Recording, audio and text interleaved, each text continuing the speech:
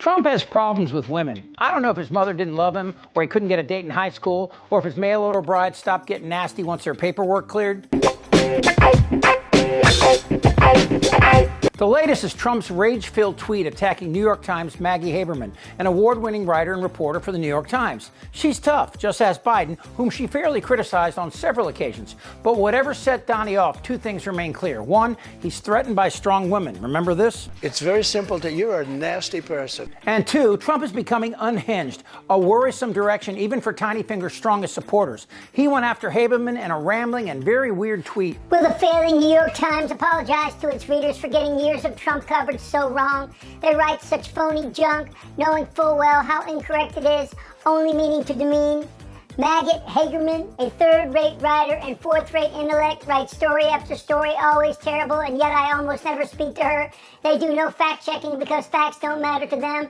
I don't believe I've had a legitimately good story in the New York Times for years, and yet I won in record fashion the most consequential presidential election in decades. Where is the apology? Okay, I'm no shrink, although I probably need one, but I think women, and especially women who don't back down to Trump, touch some deep psychological scars. And this guy's personal life is a total disaster. What prompted this latest freakout was, of course, a woman who obeys and acts like Trump thinks all women should behave. I'm going to do it whether the women like it or not. The article that pushed Tiny Finger's button was published Monday, and it involved this woman, Natalie Harp.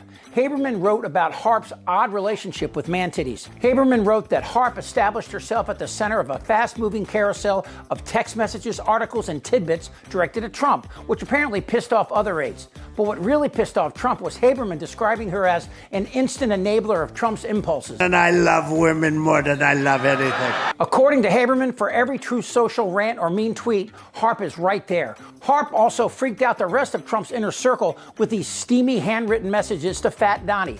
You're all that matters to me. I'll never let you down. She also wrote to him she wanted to reclaim the synergy they once had. We talk about everything and nothing. I want to bring you joy, to feel like we can get through a day without ever having to talk work. Excuse me, I'm going to take a moment and throw up. And it wasn't particularly one-sided either. The Times, which viewed the letters, reported that Trump apparently commented that Harp was the only member of his team that truly cared about him. So demanding that she apologize is insane. Haberman, as you will see, dispassionately talks about Trump without vitriol or prejudice. Instead, her approach is thoughtful and analytical, which causes a retraction in little Trump and makes him very angry. He has been fixated on this, Wolf. He continues to believe that it was unfair the Democrats changed out their nominee.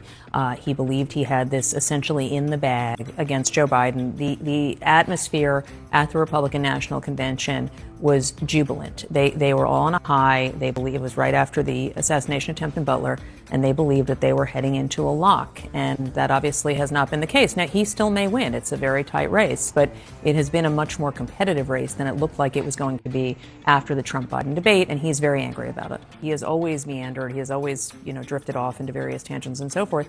I think he's very angry. I think that a number of things have happened this year. I think he was convicted in Manhattan. Then he had an assassination attempt where he was, millimeters away from losing his life. And then he suddenly was facing a new opponent. And I think he is disoriented by all of that.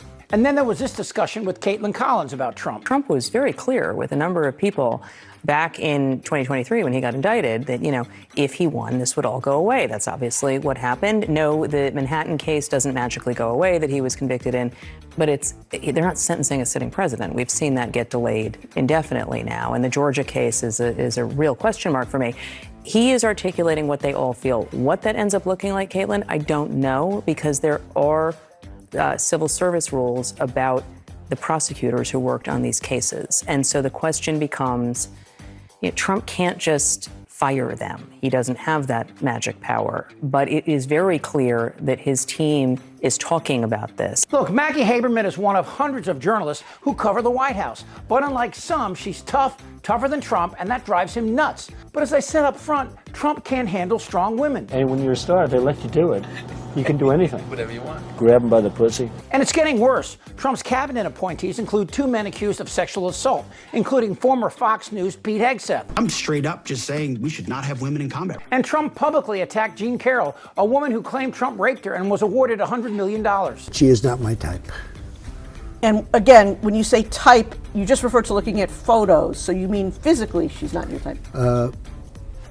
Physically, she's not my type. But the greatest attack on women came from Trump's Supreme Court appointments, who overturned Roe, which Trump took credit for. But if you look at what we've done with Roe v. Wade, we did something that everyone said couldn't be done, and we got it done. And I give great credit to the Supreme Court and the justices for having the courage to do it. And he doubled down when he asked what should happen to women who managed to get an abortion. There has to be some form of punishment. For the woman? Yeah, there has to be some form. Trump is a shrink's dream, whether it's Freudian and he really does want to sleep with his mom, or it's a deep and dark secret. The dude is f***ed up. You wouldn't have your job if you weren't beautiful. It's very sad. It must be a pretty picture you drop into these. And I'd look her right in that fat, ugly face. She's gotten a little bit large. I don't think you should dress like you weigh 120 pounds. I don't want to sound too much like a chauvinist, but when I come home and dinner's not ready, I go through the roof. A person who's flat-chested is very hard to be a 10. She ate like a pig. You could see there was blood coming out of her eyes, blood coming out of her wherever. The boob job is terrible. You know, they look like two light posts coming out of a body. Is unattractive both inside and out. I fully understand why her former husband left her for a man. Maybe she should feel that way. There are a lot of women out there that, demand that the husband act like the wife. I've said that if Ivanka weren't my daughter, perhaps I'd be dating her. She's really a beautiful baby. She's got Marla's legs. We don't know whether or not she's got this part yet, but time will tell. What happens if Marla gained this kind of weight? Would you drop her? I'd say start working out. I have no respect for her. I don't think she's very good. I would say she's in the 4 or 5 category. Right. I like the way she used to look. I don't like the way she looks now. There are 2 other women now who claim that there'd been sexual harassment. They probably do love their names splashed across the front pages. You say, oh, hello, darling, how are you? And you get sued because you've destroyed somebody's life. It's ridiculous. You have a young woman that was in his room, his hotel room, late in the evening at her own will. You have a young woman who was seen dancing for the beauty contest, dancing with a big smile on her face. Planned Parenthood should absolutely be defunded. Do you think she felt pressure to come back after 3 weeks? I don't think so. I think she loves her job. She wouldn't have felt a need to do that because you might have replaced her otherwise. No.